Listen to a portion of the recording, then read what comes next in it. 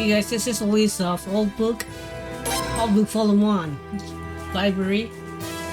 Story of creation. In the beginning, all that exists was darkness. For a long time, darkness lived in solitude, growing ever so lonely.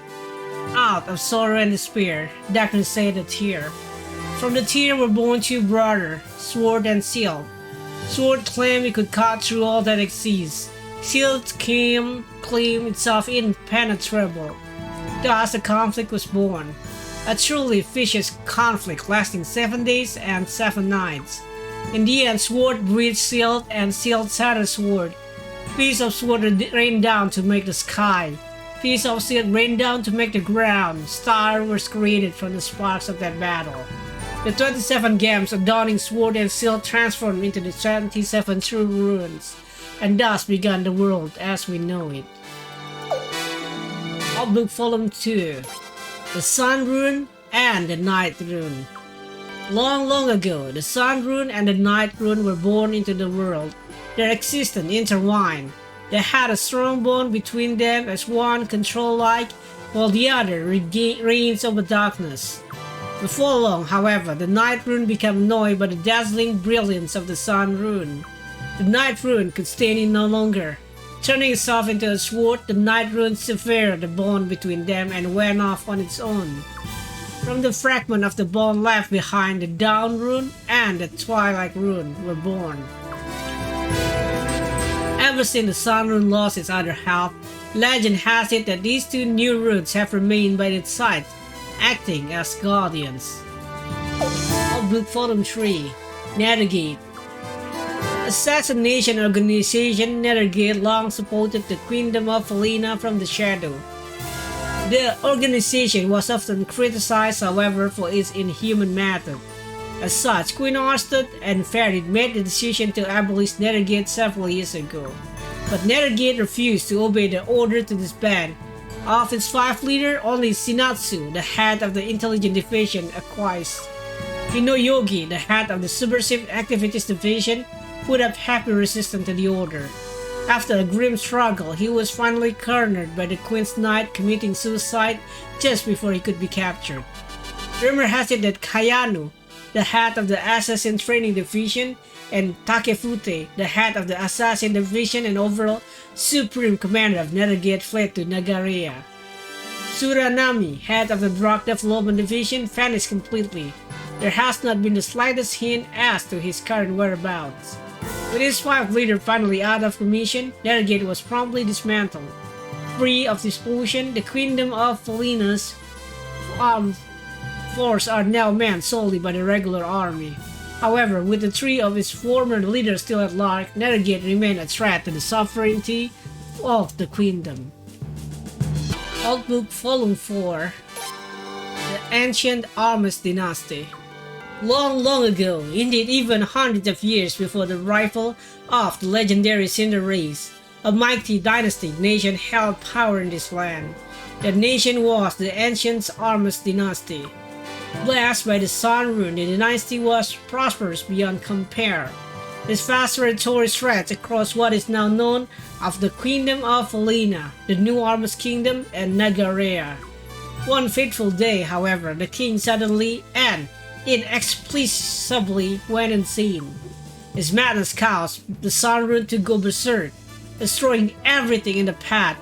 The magnificent Armas Dynasty, the pinnacle of civilization, was gone in an instant. In its place lay only dry and barren wilderness. Some theorized that the capital of this dynasty was near Edmund Mountain, in the center of the present-day Queendom of Falena. However, no trace of the civilization remains. However, it's safe to say that if the Sun Rune indeed burned all vestige of the capital to the ground, then there should be no remain to discover. Although the people of the modern-day New Arms Kingdom claim to be descendants of the ancient Armas Dynasty, there is no proof that they have any racial or cultural relationship to the dynasty whatsoever. The New Armas Kingdom claim are likely just nationalistic propaganda, aimed at building itself up into a nation as great as the ancient Armas Dynasty once was. Since most of the people of New Since most people now identify the name Armus with the new Armus Kingdom, the true ancient Armus dynasty is usually just referred as to the ancient dynasty or the ancient nation. Old Book Volume 5. Royal Family Succession Conflict. This tragedy started under the reign of Queen Olhazeta in the late 210s of the new capital calendar. Princess Faldrum, second in line to the throne, began maneuvering to win over the majority of the Senate, wanting her sister, Princess Sahrewar, to give up her right of succession and take it for herself. Rumor has it that the Barrows family was the real force behind all this scheming, as they had married one of their members to Princess Faldrum. Because both Queen Olhazeta's and Princess Sahrewar's husband were from the Goblin family, the Barrows family became terrified of the possibility of losing their influence in the Senate and royal family. Thus, they would use Princess Faldrum in an attempt to seize the right of succession. It is unclear as to whether all or even some of these rumors surrounding the Barrows family are true. Regardless of the Barrows family ambition, however, it does appear that Princess Faldrum herself really did have the sign on the throne. The situation quickly grew antagonistic between the Godwin and Barrows families, each of whom supported one of the two princesses, and even the aristocracy that supported the two families got mixed up in the hostilities.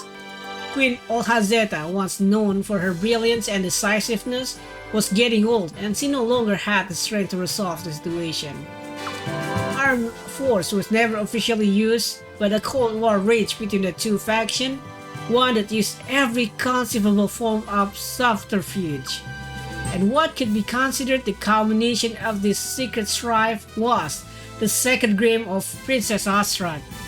Even though Princess Sahrewar's daughter Haswar was older than Astat and therefore had a higher priority of succession, Princess Faldrum and Lord Barrows tenaciously pursued Queen Olhazeta into letting them hold the second games with their own oldest child, Astat, before Haswar's second games. This was, of course, a strategy of Princess Faldrum to lend credibility to the idea that she herself was the predominant successor. But amazingly, the one who won Princess Astat's hand in marriage at these second games was a barbaric swordman from a foreign land. If either the Barrows or the Goblin family had won, the possibility of a rise to arms had been expected. This outcome then ironically led to a cooling down of the antagonism within the two factions. But then peace only lasted until 226, when King Olhazeta passed away. With the prospect of the actual throne so close at hand, antagonism was rekindled even before the mourning period for the queens was over, and thus, then that antagonism turned instantaneously into a bloody struggle. And throughout this struggle, Nethergate Nefer's influence was the cause of most of the bloodshed. Nethergate is usually under the direct control of the queen, but the throne was vacant during this time, and so Nethergate played both sides, executing assassination for both Princess Sahrewar's and Princess Faldrum faction. Nethergate's ultimate goal was to cling to power no matter which side acceded to the throne. In the end though, their action brought unprecedented bloodshed at the Sun Palace. The War of Secession was countless victims. The War of Secession saw countless victims, as many from both the Godwin and Barrow faction were slain. In the end, even the husband of the two princesses themselves were assassinated. Not wanting to see any more bloodshed, Princess Sarewar, not having a very strong personality by nature, lost the will to fight and gave up the throne to her younger sister. But Princess Faldrum had become suspicious of anything and everything. She thought that even this noble gesture of Princess Sahrewar's might be a trick. Thus, she ordered Nethergate to assassinate her older sister. After acceding to the throne at last, Queen Faldrum died of illness only to short years later. After all, the bloodshed that had occurred, this ending was hotly dramatic. This year of internal conflict and intrigue have left a brutal scar on the Queendom of Falena. This scar will not easily nor quickly heal. But the Princess Astat, Silence, and Haswar are determined to never repeat their modern mistake. Many feel that this will certainly be the Queendom's salvation. Book Volume 6, The Legendary Sindar Race. Long ago, mysterious people we know today as the Sindar dwell in the land of Falena. Their civilization was far more technologically advanced than ours is today. Scholars say, however, that the Sindar left this land for a reason unknown, never to return. The Sindar race left behind many things to convince us of their existence. For example, the ruins in the deep Twilight Forest were built with technology that far surpassed anything we have now. No expert doubt that this was a dwelling of the Sindar race. Some theorize, however, that the ultimate legacy of the Sindar race lies not only in ruins such as those in the deep Twilight Forest. Indeed, perhaps the legacy of the Sindar race is this very land itself, Falena. These theories contend that after the land was reduced to ashes with the extinction of the ancient Amos dynasty, the Sindar race mysteriously appeared, managing to return the rich, green lustreless to this beloved land. Nobody know why the Sindar disappeared, but some scholars insist that his race has not yet gone extinct. These scholars say that the first queen of legend who descended to Lunas with the sun rune in hand was actually from the Sindar race. This theory may seem like mere speculation. However, one can indeed find many similarities between the seal statue of the sun rune and ancient Sindar relics. More proof of this intriguing theory is now being sought out by our best and brightest scholar. Book Volume 7, The Art of One-on-One Duels. If your opponent's god, the only way to wound him is with an attack. You won't produce dramatic result with just one attack, but a steady barrage should eventually lead you to victory. When your opponent attacks, he'll leave himself open. This is the perfect opportunity to hit him with your special move. Conversely, if your opponent goes for a special move, it's vital that you stay calm and take up a defensive god stance. You can fend off your opponent's move and even make a searing counterattack. Even more important is the ability to instantly perceive what your opponent is going to do and react quickly. You can't win without being decisive. Sometimes both you and your opponent will attack at the same time and wind up in a deadlock. The only thing that gives you the upper hand in a situation like this is range. Be aggressive. And finally, one more thing. If your opponent is about to go down, he might hit you with a last-ditch counterattack. You have to be ready to decide what to do in an instant, and heaven help you if you make a mistake. That's all. May victory be yours. Book Volume 8, War, all about military units. Infantry advance on foot, defending against arrow with shields and heavy armor. However, this unit lacks mobility and is vulnerable to cavalry. With their great mobility, cavalry can overrun infantry, but their thin armor leaves them vulnerable to archer attack. Archers are formidable against the lightly armored cavalry. However, their attacks are in fact ineffective against infantry units, which are excellent at defending arrow attack. Combat ships transport a large number of infantry ready to transfer the enemy's ship for hand-to-hand combat. However, because the soldiers on decks are defenseless, combat ships are vulnerable to archer attack. Ships specialists in ramming attack on other ships are called rams. With their thick armor and archer attack do little damage, but their small crew become vulnerable to combat ships coming up alongside them. Archer ship pulls a large number of archers on deck and specialists in long range attack. They have the advantage over combat ship but are rather defenseless against ram. Some archer unit of archers ship have the word Rune attached to their unit names. This unit can perform powerful magic attacks, so they should be utilized whenever possible. However, keep in mind that they have a limited amount of magic attack. The strength and weakness of a military unit depend greatly on the ability of its commander. Knowing how to form a great unit requires a lot of trial and error. Book Volume 9, War, a complete tactical guide. A commander of an army must have the vision for much more than simply winning battles. Ideally, he must not only keep damage to his troops to a minimum, but also bring about a speedy victory. 1. Advance quickly. The quicker the conclusion of the warfare, the better. Loss of life can be held to a minimum, and many benefits may be reaped as well. 2. Lure the enemy away. If complete destruction of the main enemy force is your goal, eliminate the enemies surrounding that main force. Identify as many of the enemy units that surround the main force as you can, lure them away one by one, and destroy them. 3. Don't pursue the enemies too far. If you make too deep an incursion into enemy territory, enemy unit might surround you and you'll be unable to retreat. Any unit, no matter how strong, is likely to get wiped out in the face of overwhelming firepower. 4. Destroy enemy units completely. An enemy unit might sometimes possess valuable equipment or precious items. In order to obtain these, you must destroy that unit completely. These war trophies can help you in future battles too. Book Volume 10. Unite Magic.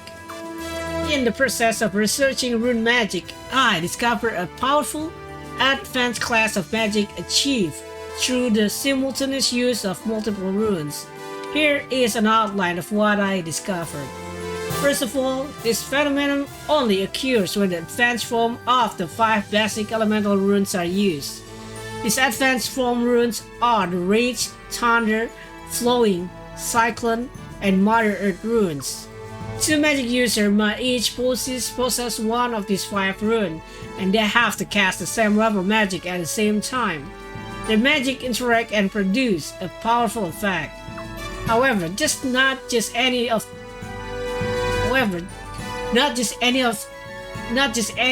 2 of these runes will work. The combinations are actually quite limited. Rage plus Thunder, Flame Arai. Thunder plus Flowing, Thunder God.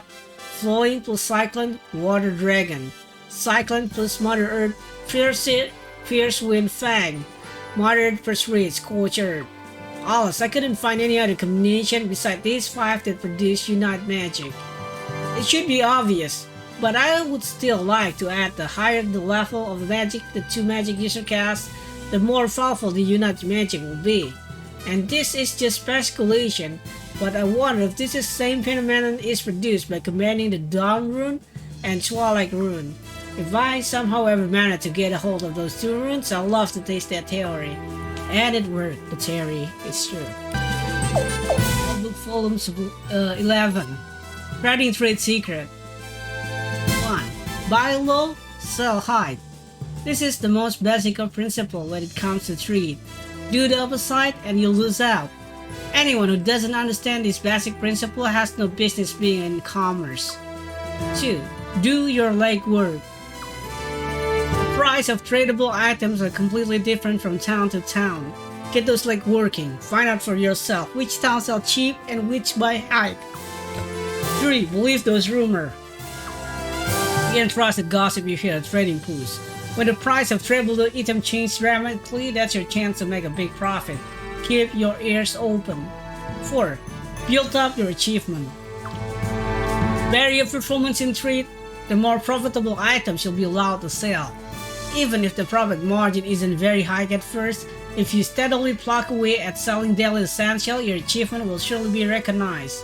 Now that you've taken your first step toward becoming a great merchant, let me leave you with this word. Every merchant should know not to rejoice too much over a profit or lament too much over a loss. Book Volume 12. The Faithless Dragon Cavalry. Dragon horses are native to the southwest of Falena. Although they look fearsome, they are actually gentle and intelligent creatures. Due to this creature's friendly, docile nature, those who live nearby began to live in cooperation and harmony with the dragon horses, eventually forming a communal society together. This communal society was the origin of the dragon cavalry. At first, these dragon horse people were considered barbaric nomads, too savage to submit to the queen's control, and were persecuted just like rightfully. The queen made it a priority to subjugate the dragon horse people. With the great mobility of dragon horses as their weapon, however, the dragon horse people would not easily nor quietly yield. They fiercely defended their land against the Queendom's incursion for years. At one time, the area around present-day Ports Phoenix and southward was virtually their own independent territory, as the kingdom was unable to gain a foothold in the region. But this antagonistic relationship underwent a sudden and dramatic shift, all due to the founding of Nagaria. Nagaria was a violent theocracy formed by integrating a group of small nations in the south. Wanting to further expand its power, Nagaria sends an armed missionary group into Falena. In reality though, these missionaries were no more than an invading army. Suddenly faced with a common enemy, the Dragon Horse people and the Kingdom's army fought alongside one another, with the partnership becoming closer as the conflict raged on. Dragon horses only lay their egg in a single cave on the banks of the Fatis River. In case where they've been forced to lay elsewhere, the eggs have gone dormant, mysteriously unable to hatch.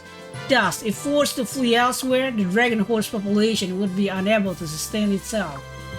According to the dogma of the Nagari's order, dragon horses are evil and wicked creatures that must be cleansed from this world. If Nagaria were somehow able to invade the land of the dragon horses people, it would surely have meant the slaughter of the entire dragon horse population. And so the dragon horse people fought all the more desperately. The commander of the Queen's Knight believed that the dragon horse people were equal citizens of Falena. He fiercely led the main force of the Kingdom's army in furious fighting, and they defended the dragon horse lair to the very end. It can be said that the most important consequences of this war was not the defeat of the Nagari's invasion, but the strong sense of solidarity that forms within the Kingdom's army and the dragon horse people. After the war, the Queen officially recognized the service of the dragon horse people and made the entire southwest area their territory. The dragon horse people too felt deeply indebted to the Kingdom's army for saving them and swore their loyalty to the Queendom of Falena. They were organized into military force that would come to the aid of the Queendom whenever it was in trouble. With the dragon horse and sword at the ready, thus the Fatis Dragon Cavalry was born. However, early on the power, justice, and might of the Dragon Cavalry would be greatly abused. The senator, constantly involving in vicious power struggle, were selfishly bent on winning the Dragon Cavalry over to their own faction. This kind of intrigue and subterfuge was alien to the simple Dragon Horse people. Unable to deal with this devious plot and stratagems typical of courtier, they were often manipulated and used as little more than the senator pawns and private soldier.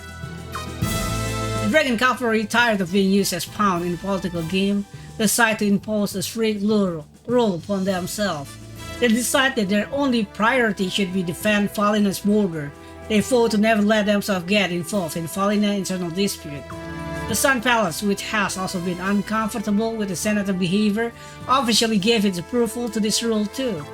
Since divorcing themselves from internal politics, the Dragon Cavalry has served as a high-profile border patrol against barbarian invader, earning them the grateful respect and trust of the Falenan citizenry.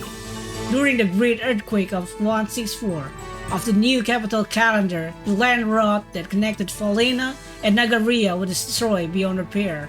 Thus, the once terrifying Nagari threat has become far less serious.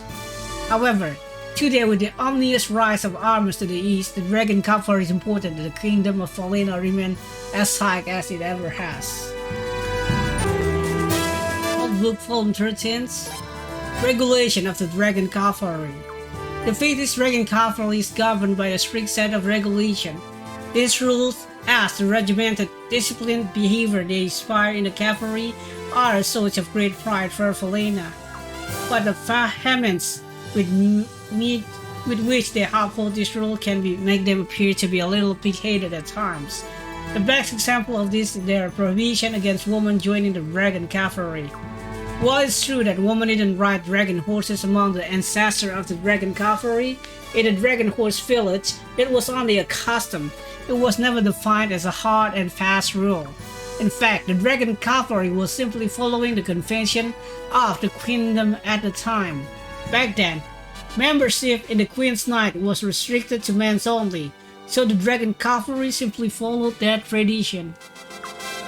Later on, women were finally allowed to be appointed to the Queen's Knight, but the Dragon Cavalry, insistent on upholding their own rule and tradition, didn't follow their lead. Thus, women are excluded to this day. However, rules shouldn't simply exist because of tradition. The reason for the existence of rules should always be considered and challenged. If the time changed, perhaps rules and regulations should too. You guys, I think that's all the old book that we can get. I think it's all the old book the game has. So anyway, thank you for watching and have a nice day.